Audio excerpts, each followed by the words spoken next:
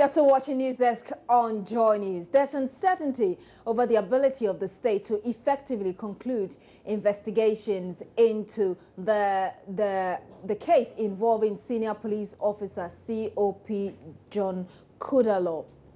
COP Patrick Timbilla, I beg your pardon. Now, the scandal involved Director of Human Resources, Patrick Timbilla, who has been on interdiction, but as concerns grow over delays in bringing closure to the investigations, John is learning he's reached retirement age, a situation some sources say may pose a challenge to investigations. And Mr. Timbilla was alleged to have been directly involved in the scam with his signatures on some documents the police administration said it had secured.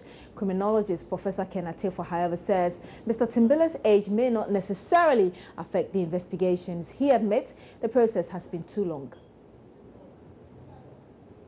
I don't think it should. Otherwise, a public policy implication would be that someone could engage in malfeasance a couple of months or weeks to his or her retirement, and that simply by the operation of law on the fact of the person's retirement, investigation is hampered or seized against the person. That would be contrary to public policy. I think that the investigation commenced in due time, long before his retirement, and if it is through no fault of his, he should not suffer. But at the same time, if the investigation has proceeded fairly, and I'm not saying that it has, if it has proceeded fairly, it should not simply, the effect of it should not be truncated simply on account of him proceeding on leave at the appropriate retirement age. But what does the law say on this? I'm joined on the line now by senior lecturer at the Ghana School of Law, lawyer DrCuckoo Angemon. Good morning to you, sir. Thank you for joining us. Yeah, good morning. Now, anti-corruption campaigners say this investigation has taken too long, but what does the law say on such investigations? To be honest with you, I've not heard, I was unable to hear your initial discussion or comment. And therefore, this is the only question that I've heard. I haven't heard any. That's okay. Yesterday, we spoke to Mina Mensah, who is with the Commonwealth Initiative. The point she made was that it had taken too long for the police to come out with the final investigation, what the outcome of their investigations. This morning, we spoke to criminologist lawyer Tefa, who said that under normal circumstances, there should be some months limit for doing such investigations. And we wanted to know from you, per the law that you know, how long should such investigations take? Because now it's taken 1 year, 9 months to be precise. To be honest with you, it will be difficult to put a cap or a time limit on investigation. But whatever we know, mostly everything must be done in a timeous and reasonable manner. But it is also difficult to place a time limit because if something should be done, it must be done well. If only it is being done in good faith. But I do not disagree with what has been said because it seems to me that has been the practice sometimes. I have been involved in some police inquiries involving senior officers in the past. And sometimes, even after investigations and evidence have been taken, you will not hear anything from them. In fact, you have to be asking them what is going on. It puts a lot of burden on the person. And sometimes the person may even crumble. So I think that if it is in good faith, and they said that they need time to investigate, I don't have a problem. But most often than not, it is not based on good faith at all, but rather sometimes we rush to make allegations against people, sometimes without a shred of evidence. And then when we are found wanting, then we delay, knowing that the person may be interdicted. Sometimes the person may be asked to proceed on leave, and the person will be sitting at home without knowing what the next action is going to be taken. So I am not aware of an exact law which will place a cap. But all we need to do is that it must be done in a reasonable and timeous manner. Because after all, litigation must have an end, and therefore investigation must also have an end. Otherwise, we are not treating the accused persons fairly at all. Some are saying that it's taking too long. Of course, that's a point that you agree with.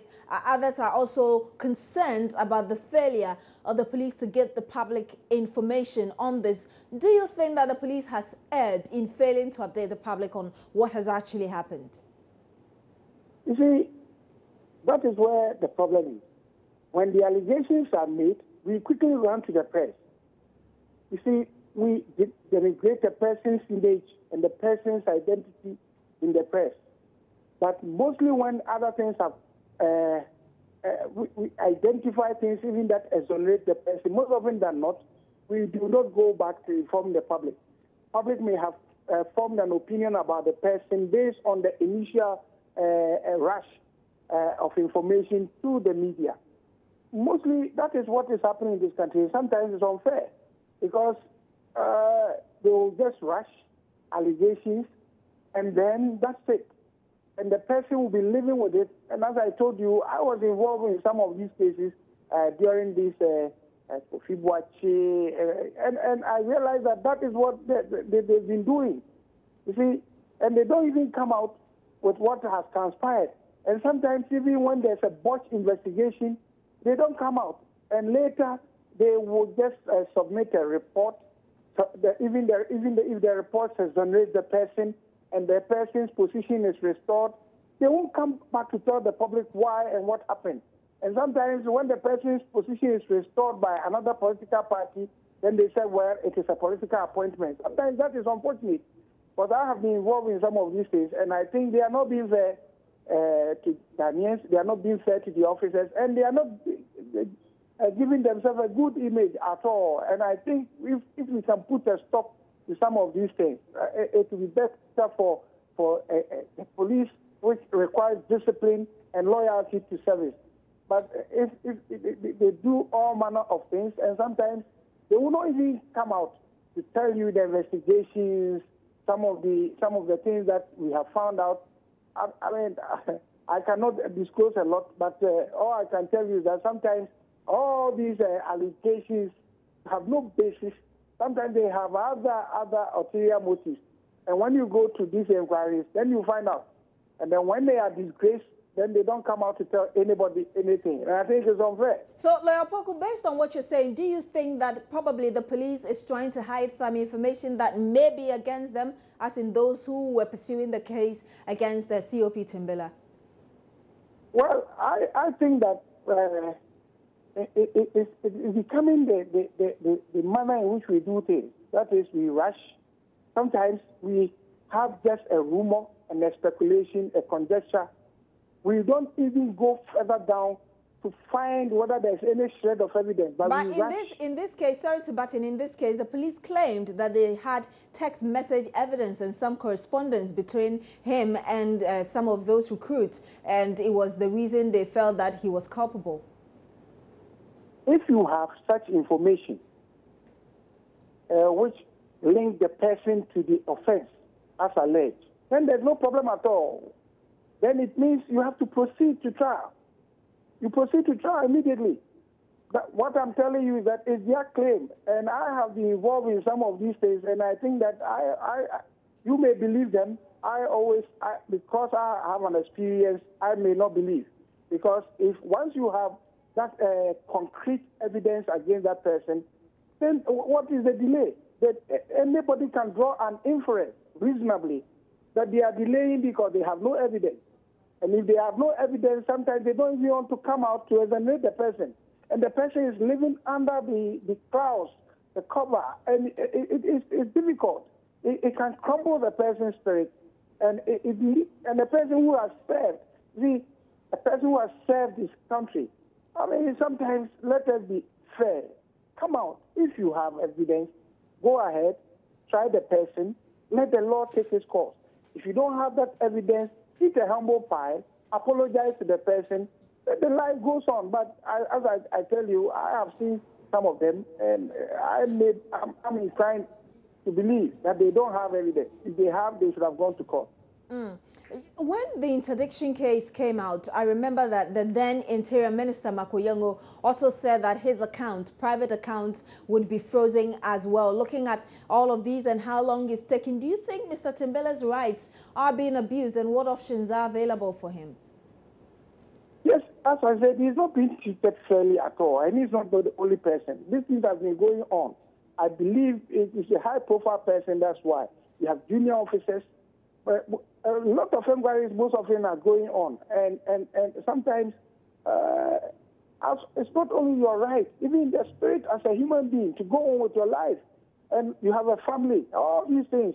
I will suggest that maybe he can also consult his lawyers and to compel. They can go to the Human Rights Court and compel them to make full disclosure or to bring a closure to the case.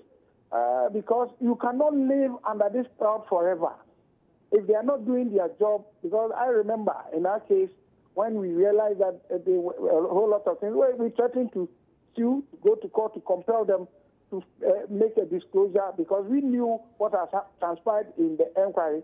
And with what we were hearing, we decided that we will go to court. And lo and behold, as we threatened to go to court, the report came out. So I would suggest to him that he may consult his counsel, and if need be, go to the Human Rights Court at least for such declarations to be made, and then to compel them to come out. If they don't have anything, let the law take its course. If they have any evidence, if not, then it can, because I think that these bodies must act as quasi-judicial bodies, must act with reasonableness, with dispatch. They may respect the rights of the individual as well.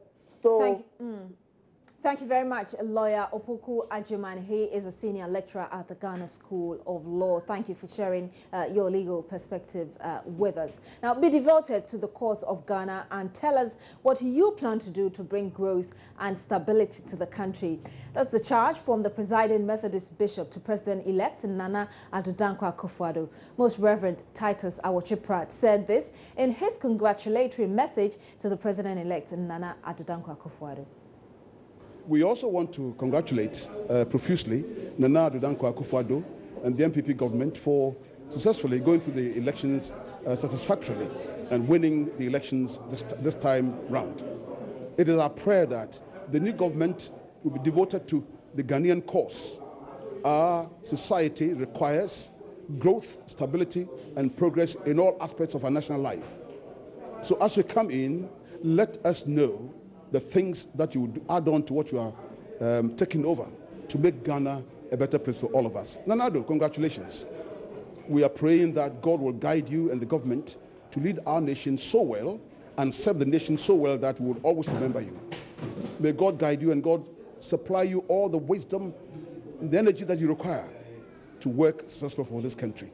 So once again, we are saying, our beloved country Ghana, may the Christmas of yesteryear, the blessings of today come as an anointing upon all of us in this nation, young and old, all of us.